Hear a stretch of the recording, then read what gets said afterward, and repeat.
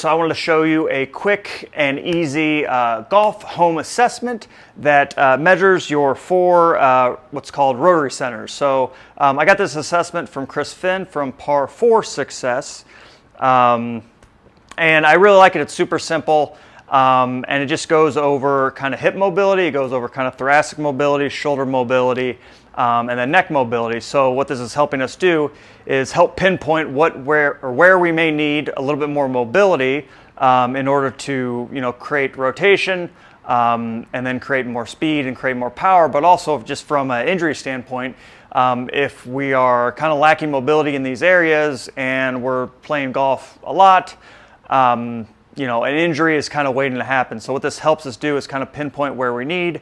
That way we can do some things to address it in our program. So number one is hip internal rotation. So just think kind of rotating into your trail side and then rotating into your target side on the downswing. So all you do is you would have legs close. I would probably just cross my legs, arms across.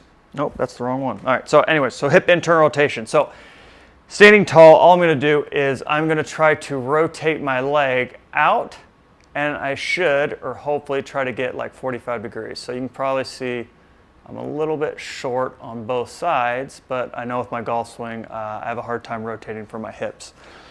So that would be like, oh, cool. Like I need to probably do a little bit of hip mobility work in order to increase hip internal rotation. So the next one is thoracic mobility. So what I usually typically do is I just have somebody sit on the corner of a seat, and then what I want to do is we're trying to get 45 degrees of rotation. So if I'm going to rotate right, I would cross right over left, and if I had like a line from the corner or the side of this chair and on, I want to see if I can rotate my shoulders past that line, making it about 45 degrees. So if I cross the arms and if I rotate, I am, probably give or take right at about that 45 degrees, tall, and then rotate.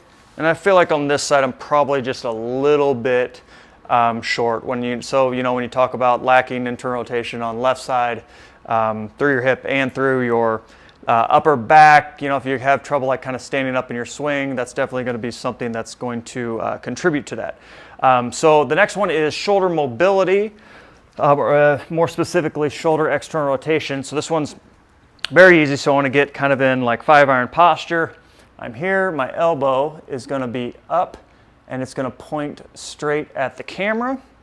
And what I try to do is I just rotate it and I see, does my forearm get past kind of my spine angle? So let's say this would probably be about at my spine angle, and I can get a little bit more, so I'd be pretty good on that. So that would be fail. This would be about, spine angle, and then having a little bit more. And then our last one is neck range of motion. So this one, I'm just standing. I'll probably just do feet together just so you're always doing it the same way each time. And then I'd rotate to the right and then go chin down towards and see if you can touch the collarbone.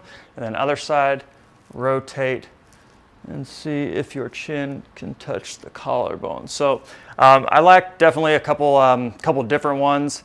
So that would tell me, okay, I need to work on kind of neck range of motion, hip range of motion, and those would probably be number 1 and number 2 for myself, for me to do in the program. So when we know this, we're just able to be a little bit more strategic with our programming and knowing kind of what are the certain things that we do need to fix. So we're not trying to fix everything, and we're trying to fix the things that matter with you in order to create a better and more powerful and healthier golf swing.